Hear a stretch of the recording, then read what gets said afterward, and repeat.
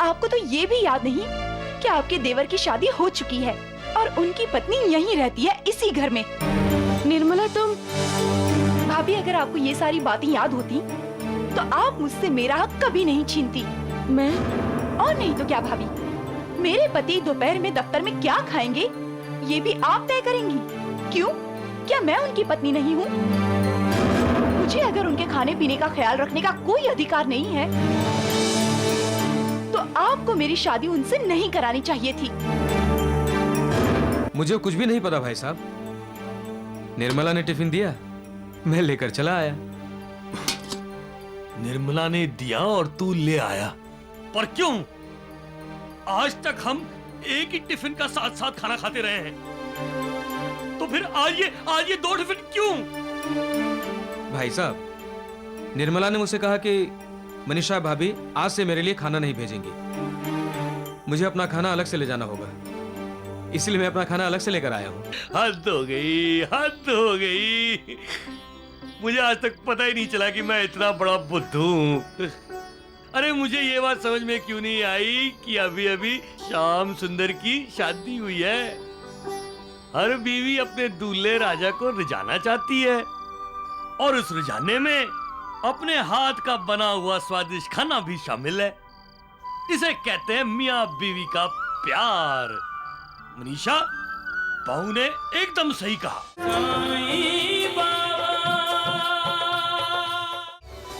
निर्मला, निर्मला, निर्मला, मैं जा रहा हूँ। अरे मैं आपके लिए खाने का डिब्बा तैयार कर रही हूँ, बस थोड़ी देर रुक जाइए। निर्मला, मैंने तुमसे कितनी दफा बोला है कि भाई साहब के खाने के साथ परजाई जी हमेशा मेरे खाने का डब्बा भेजती हैं। तुम ज्यादा तकलीफ मत उठाया करो, समझी?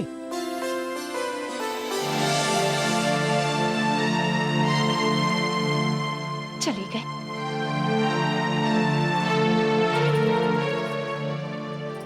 निर्मला, निर्मला,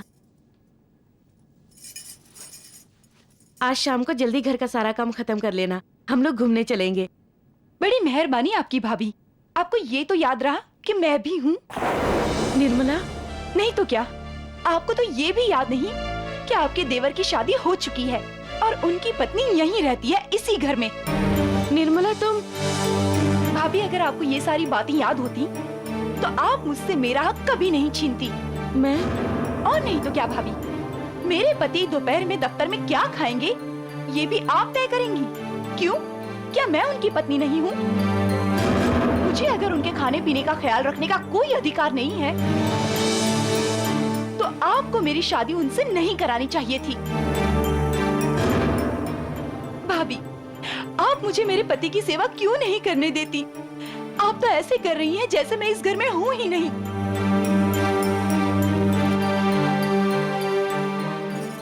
माफ कीजिए भाभी, लेकिन कल से इनका खाना मैं बनाकर भेजूंगी, आप नहीं।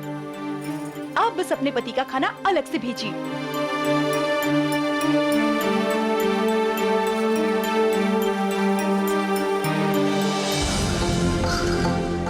फासले बनाने का काम मैंने शुरू कर दिया है माँ। मनुष्य मनुष्य के बीच प्यार हो तो उनके बीच के फासले मिट जाते हैं, और नफरत हो तो फासले बढ़ जाते हैं। हमें फासले बढ़ाने नहीं चाहिए बल्कि मिटाने चाहिए। कलह और विवाद ही मनुष्य को मनुष्य से दूर रखता है। इससे इंसान छोटी छोटी बातों में उलझता रहता है, मालिक को याद करना भूल जाता है।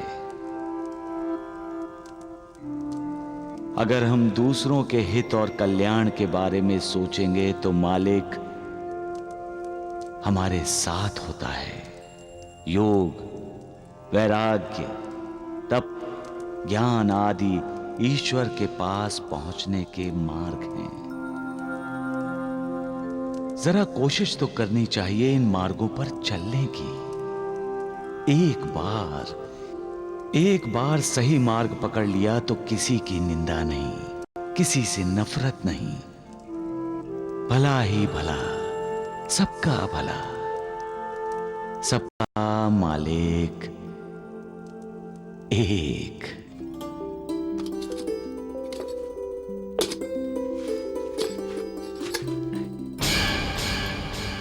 ऐसा कैसे? मनीषा दूसरी थाली रखना कैसे भूल गई? आइए भाई साहब, खाना खाते हैं, बहुत जोर की भूख लगी है। अरे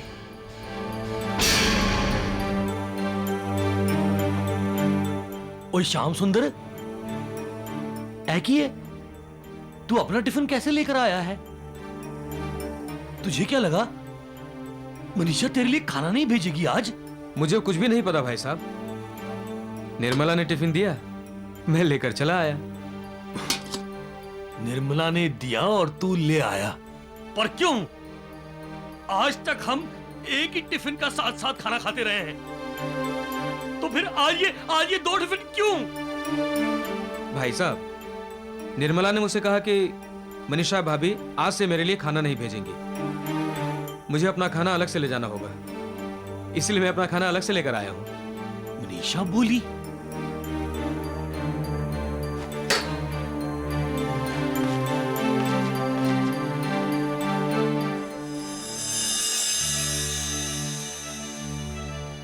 मनीषा, मुझे एक बात का साफ साफ जवाब चाहिए।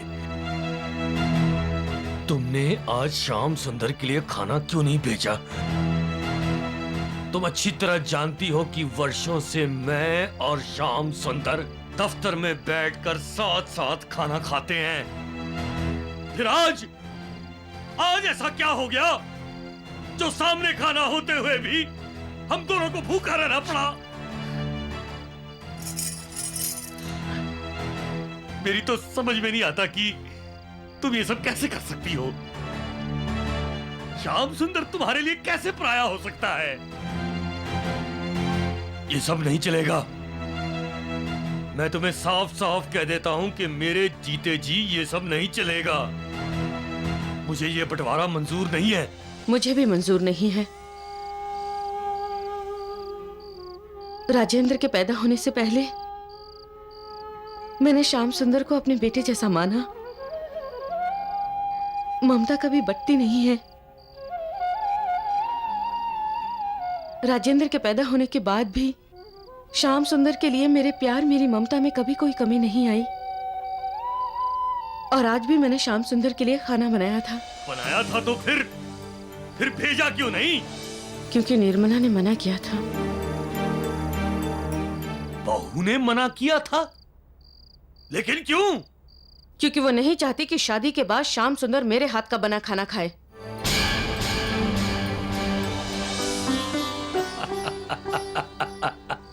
हद हो गई, हद हो गई।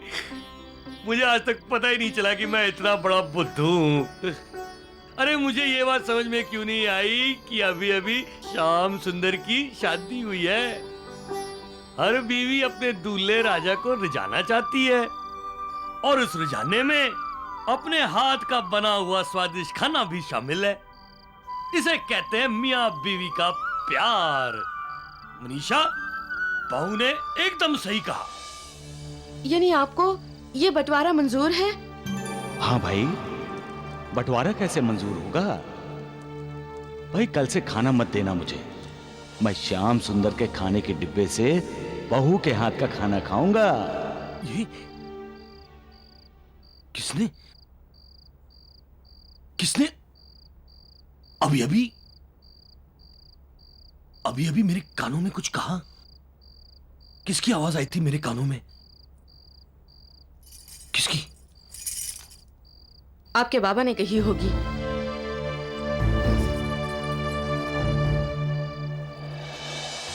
जो दूसरों के लिए गड्ढा खोदता है वो स्वयं उसी गड्ढे में गिरता है।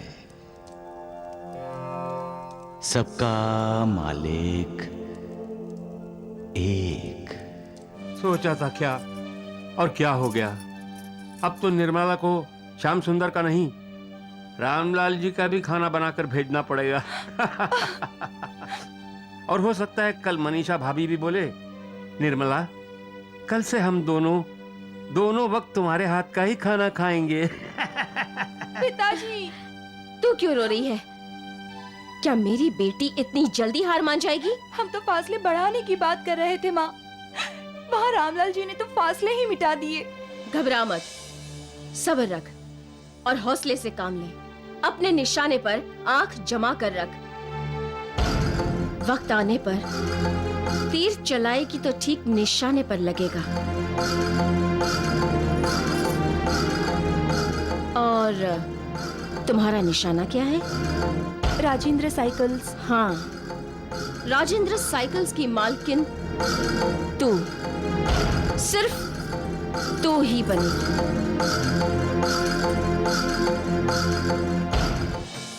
आओ निर्मला, आओ। प्रजाय जी, ओ भाई साहब। अरे क्या बात है श्याम सुंदर, बहुत खुश नजर आ रहे हो। कोई खुशखबरी सुनाने आए हो क्या? हाँ हाँ, खुशी की बात तो है, लेकिन वो नहीं जो आप लोग समझ रहे हो। इन्होंने नाटक की टिकट लाए हैं और हम सबको साथ चलना है। इनके लिए तो यही खुशी की बात है। क्या बात है श्याम सुंदर, निर्मला को क्या हो गया? वो खुश नजर नहीं आ रही थी वो। प्रजाय जी, वो इसलिए कि निर्मला नाटक के नाम से खुश नहीं है, क्योंकि नाटक का जो नाम है ना, वो है निर्मला की माँ। उनकी हंसी को किसी भी तरह रोने में बदलना होगा तुझे। हाँ माँ, मैं उन्हें रुलाऊंगी और जरूर रुलाऊंगी। जो दूसरों का बुरा चाहते हैं उनका भला कभी नहीं होता। फसल वैसी ही उगती है जैसा बीज बोया जाता है। दूसरों को दुख देकर हमें कभी सुख नहीं मिलता, दुख ही मिलेगा। इसलिए अच्छा सोचो, अच्छे कर्म करो ताकि अच्छे फल मिलें। जब हम दूसरों के लिए जीते हैं तब जिंदगी मुस्कुराती है, और जब हम दूसरों का जीना दुष्कर कर देते हैं, उनकी जिंदगी को दुखदाई कर देते हैं, तो हमारी अपनी जिंदगी की खुशियां भी हमसे रूठ जाती हैं। और अगर श्याम सुंदर रूठ भी जाए तो उसे तो मना सकती हो ना तुम। वो तो मेरी किसी भी बात को नहीं टालते। जैसा मैं कहूंगी वो वैसा ही करेंगे। बस तो फिर अब जैसा मैं कहती हूँ वैसा ही करो। रामलाल और श्याम सुंदर के रिश्तों को इतनी बुरी तरह तोड़ दो कि वो कभी जिंदगी में दोबारा ना जुड़ सके। और उसके लिए हथियार खुद श्याम सुंदर ने तुम्हें दे दिया है।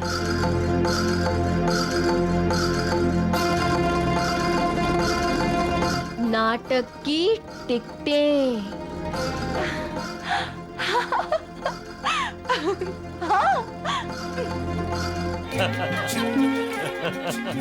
भाई मुझे तो नाटक बहुत अच्छा लगा।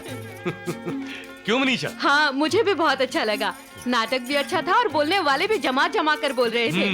मैं तो ये नाटक फिर से देख सकती हूँ। क्यों निर्मला, देखेगी फिर से?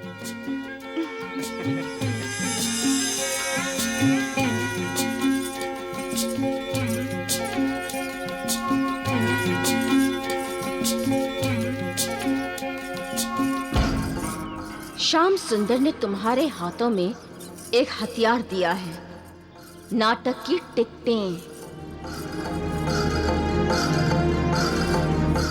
भाभी पर उसी हथियार से वार करती हूँ। भाभी, भाभी, खबरदार! अगर एक भी कदम आगे बढ़ा है तो एक ही वार में तुम्हारी जिंदगी को मौत में बदल कर रख दूंगी। तुम क्या समझती हो मैं तुम्हारे नापाक इरादे नहीं जानती? तुम तन से गोरी हो लेकिन मन से काली हो तुम। भाभी, लेकिन मेरे होते हुए तुम अपने इरादे में कभी कामयाब नहीं हो सकती। मैं तुम्हें कभी कामयाब नहीं होने दूंगी।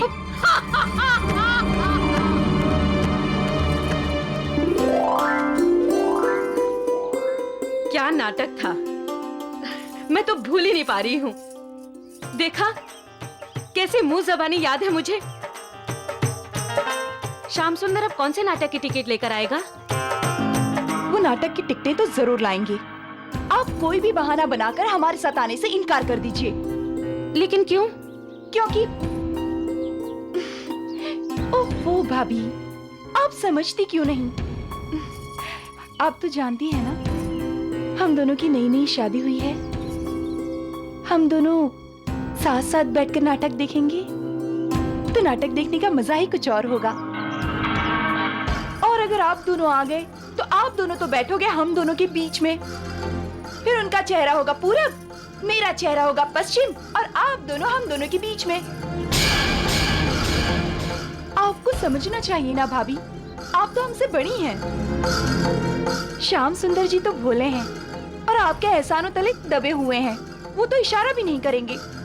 लेकिन मेहरबानी करके जब वो टिकटें लेकर आए तो आप हमारे साथ नाटक में मत आइए। और वैसे भी हमारी जिंदगी में आपकी दखलंदाजी मुझे बिल्कुल पसंद नहीं है। आखिर तुमने अपने शब्दों के कटार मेरे दिल पर चला ही दिए। मेरा दिल तुम्हारे कटार की धार बर्दाश्त कर सकता है, तुम्हारे शब्दों की धार बर्दाश्त नहीं कर सकता। नहीं कर सकता, नहीं कर सकता।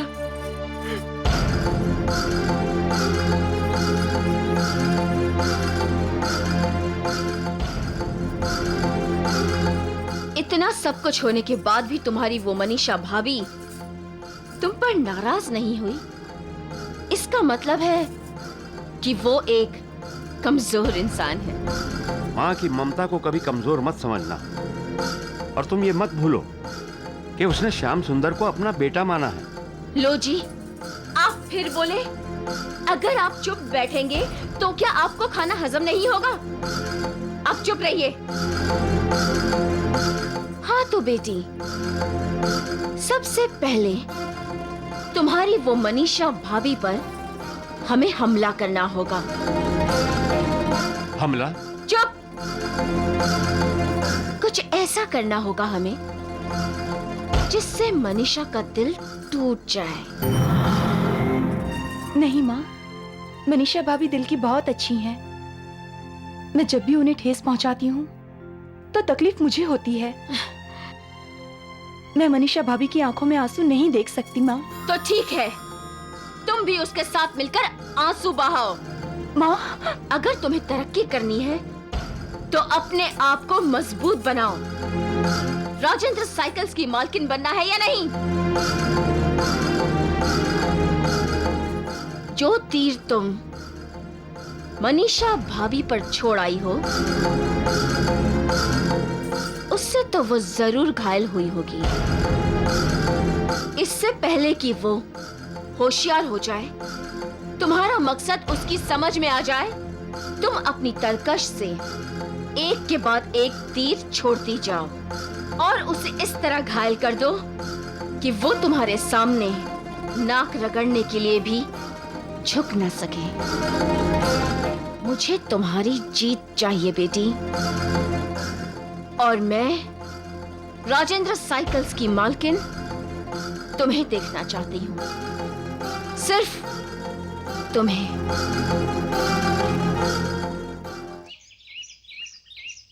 प्रजा जी पैरी पाना। अरे भाई श्याम सुंदर आया है, कुछ नाश्ता वाश्ता करा दो। नहीं नहीं भाई साहब, नाश्ता वास्ता तो हम थिएटर में ही करेंगे। ओ, थिएटर? हाँ की गल है, नाटक की टिकट लेकर आया है क्या? हाँ।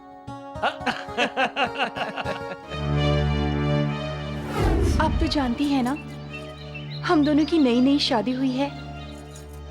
हम दोनों साथ साथ बैठकर नाटक देखेंगे तो नाटक देखने का मजा ही कुछ और होगा। और अगर आप दोनों आ गए तो आप दोनों तो बैठोगे हम दोनों के बीच में। फिर उनका चेहरा होगा पूरब, मेरा चेहरा होगा पश्चिम, और आप दोनों हम दोनों के बीच में। ओ प्रजा जी, शनिवार को नाटक देखने चलना है हम सब ने। क्यों भाभी, हमारे साथ नाटक देखने चलेंगी ना आप? अरे मनीषा से क्या पूछना, मनीषा तो हमेशा तैयार रहती है नाटक देखने के लिए। पता है उस दिन नाटक देखने के बाद क्या खुश थी। इस बार मुझे नाटक नहीं देखना। ये क्या कह रही है तू? यही कि हम नाटक देखने नहीं जाएंगे। और श्याम सुंदर, तुम आज के बाद हमारे लिए नाटक की कोई टिकट लेकर मत आना। हम नहीं जाएंगे। प्रजाए जी नाटक देखने जाने से इनकार क्यों कर रही है भाई साहब? क्योंकि हमें नाटक नहीं देखना।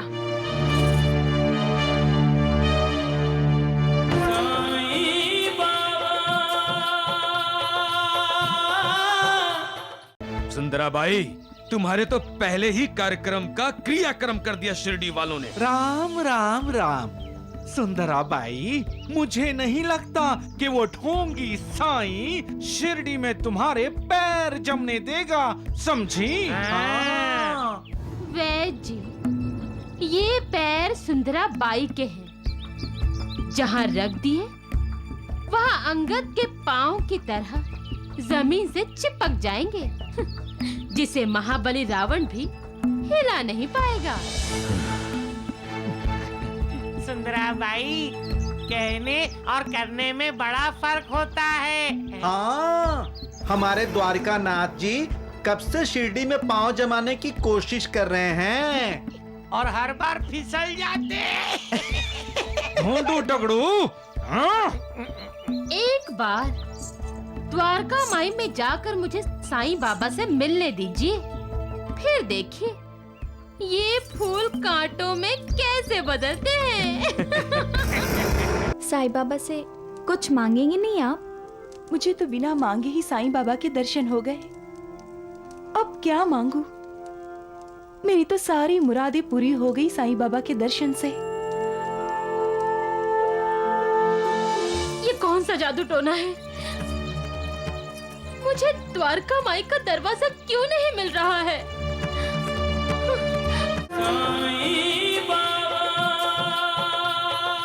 जो ईश्वर का संकेत नहीं समझ सकता वो जीव बदनसीब है। ईश्वर दयालु है। वो हर किसी को मौका देता है अपनी गलतियां सुधारने का। इंसान का अहंकार नष्ट करने की कोशिश भी ईश्वर द्वारा ही होती है। मोह माया के अधीन हुए इंसान को मोह माया से मुक्त करने के लिए जरूरी संकेत दिए जाते हैं, उपदेश दिए जाते हैं। फिर भी अहंकार के अधीन होकर इंसान ईश्वर को ही चुनौती देने का दुस्साहस करता है।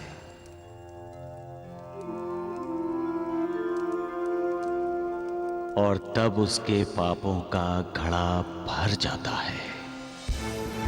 नहीं थी हमें तुमसे ऐसी आशा, बिल्कुल भी नहीं थी। सुंदराबाई, तुम्हारे तो पहले ही कार्यक्रम का क्रियाक्रम कर दिया शिरडी वालों ने। राम राम राम। सुंदराबाई, मुझे नहीं लगता कि वो ढोंगी साईं शिरडी में तुम्हारे पैर जमने देगा, समझी?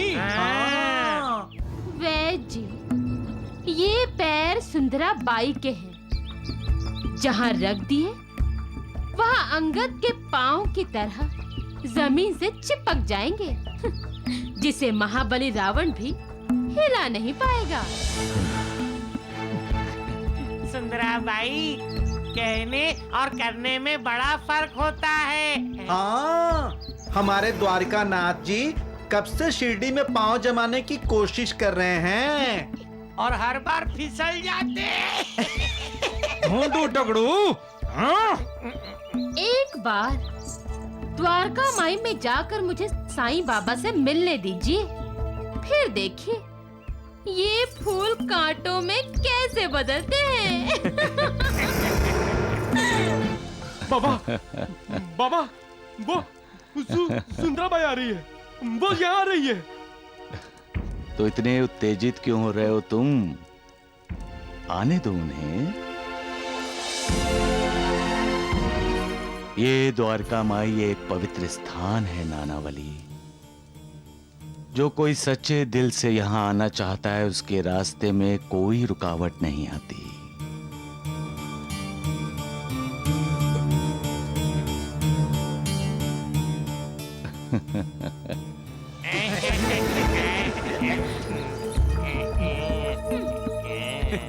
माँ, सुंदराबाई क्या द्वारिका माई में जा रही है? हाँ, साईं बाबा की शरण में जा रही होगी। शरण में जा नहीं रही, उस ढूंगी साईं बाबा को अपने शरण में लेने जा रही है। सही कहा भगवान। जाओ जाओ जाओ।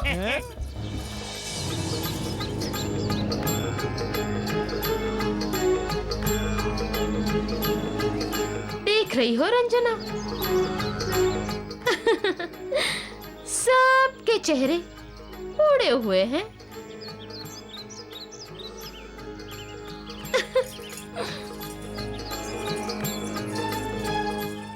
राम राम राम। द्वारिका नाथ जी, आखिर परीक्षा की घड़ी आ ही गई। इस संसार में सबको बार बार परीक्षा देनी पड़ती है। बच्चों को अच्छे संस्कार देना माँ बाप की परीक्षा होती है, और बच्चों को बड़े होकर माँ बाप की सेवा करना बच्चों की परीक्षा होती है। जैसे सुख दुख में एक दूसरे का हर प्रकार से साथ देना पति पत्नी की परीक्षा होती है, वैसे ही अपने विद्यार्थियों को कल का आदर्श और सच्चा इंसान बनाना एक शिक्षक की परीक्षा होती है। बुरे वक्त में अपने दोस्त के काम आना एक दोस्त की परीक्षा होती है, और समाज के संकटों से अपनी मां बहन की रक्षा करना एक पुरुष की परीक्षा होती है। भगवान हमेशा अपने भक्तों की परीक्षा लेता रहता है, लेकिन कभी कभी भक्त अपनी भक्ति को दांव पर लगाकर भगवान की परीक्षा लेता है।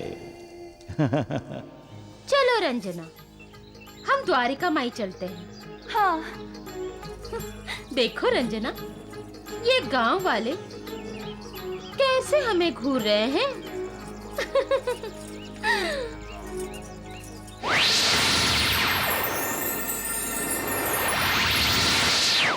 सब उसकी लीला है।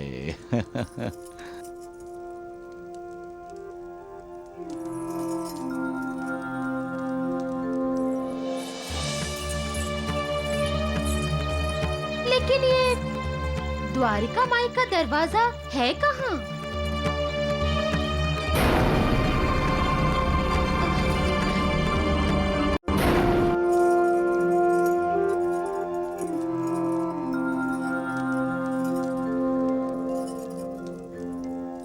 साईं बाबा से कुछ मांगेंगे नहीं आप?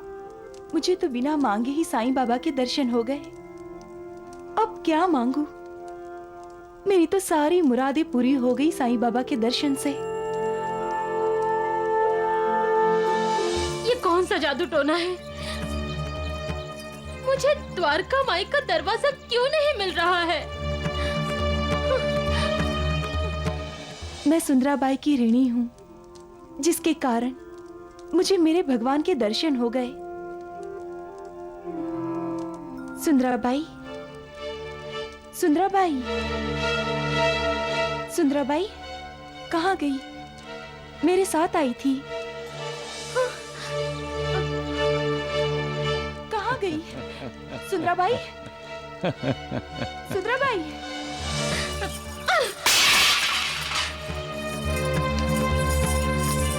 माया मोह से भरे इस संसार की भूल भुलैयों में जो फंस जाता है,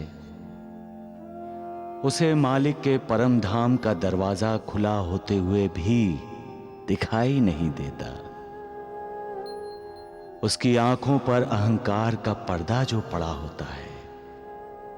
अहंकार इंसान को बहकाता है और ईश्वर से दूर ले जाता है। ईश्वर सदा उनके साथ रहता है जो अपने आप को पूरी तरह ईश्वर को समर्पित कर देते हैं। सबका मालिक एक। कहाँ से आ रही हो तुम? द्वारिका माई से। क्यों? तुम भी तो मेरे साथ दर्शन करने गई थी। लगता है तुम्हें दर्शन नहीं हुए। तुम्हें दर्शन हुए? हाँ, मैंने परब्रह्म के दर्शन किए सुंदराबाई। झूठ बोल रही हो तुम। जरा ये बताओ कि तुम अंदर कैसे गई? दरवाजे से। फिर झूठ। द्वारिका माई में कोई दरवाजा है ही नहीं। अगर होता तो मैं ना अंदर जाती। मैंने बहुत ढूंढा, लेकिन मुझे ना वहां कोई दरवाजा दिखाई दिया, ना तुम्हारे वो साईं बाबा। जिसने अपने मन के दरवाजे बंद कर लिए हो ना सुंदराबाई, उसे भला द्वारिका माई का दरवाजा कैसे दिखाई देगा? रंजना, तुम पापीन हो सुंदराबाई।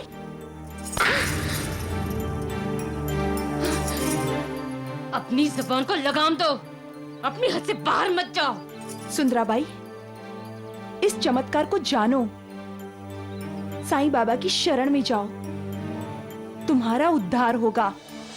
मेरा उद्धार हो ना हो, लेकिन तुम्हारा उद्धार कभी नहीं होगा, क्योंकि मैं तुम्हें कभी नृत्य नहीं सिखाऊंगी। ये संसार तुम्हारी इच्छाओं पर नहीं, साईं बाबा जैसे ईश्वरीय अवतारों की इच्छाओं पर चलता है। साईं बाबा चाहेंगे तो मैं नृत्य सीखूंगी, जरूर सीखूंगी और नाचूंगी।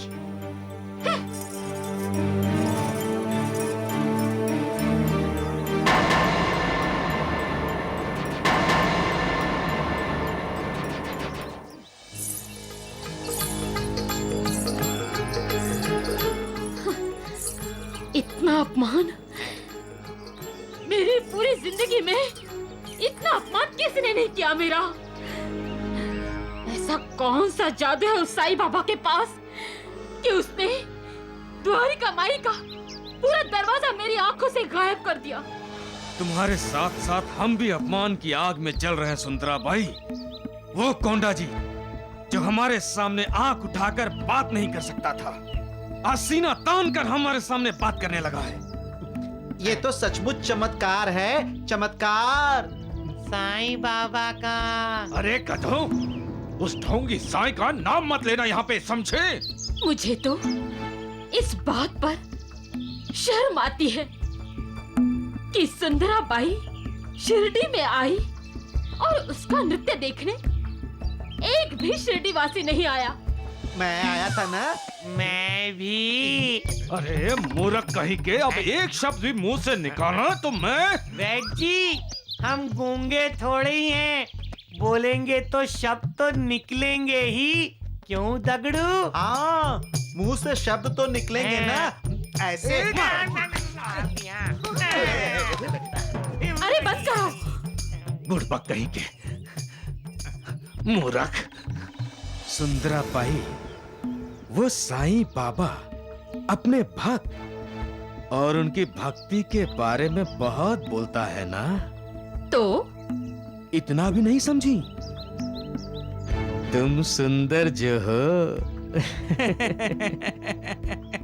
जवान भी हो, हैं?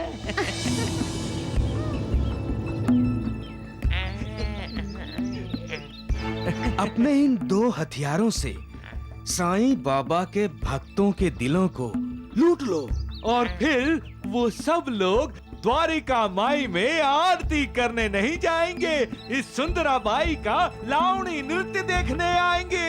हम भी आएंगे।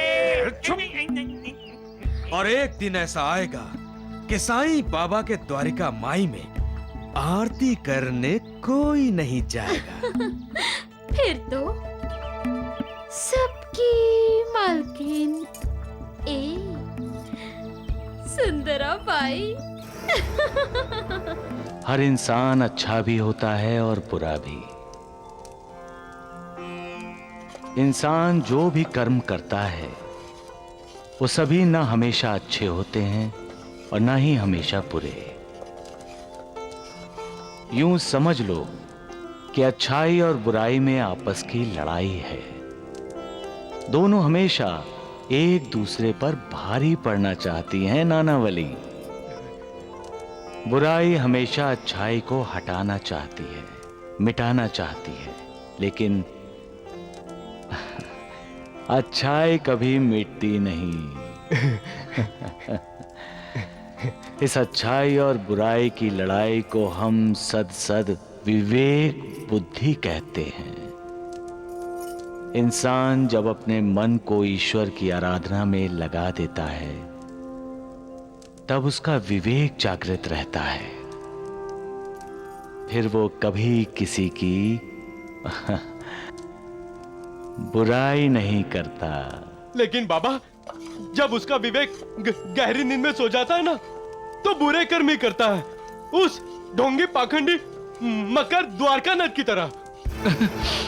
राम राम राम राम द्वारकानाथ जी, ये बंदर नानावली तो पूरे शिरडी में खुलेआम सबके सामने आपकी बेइज्जती कर रहा है। हाँ, कह रहा था कोंडा जी का विवेक तो जागृत हो गया है। हाँ वह जी, ये सब कुछ उस साईं बाबा की वजह से है। वही नानावली को उकसाता रहता है।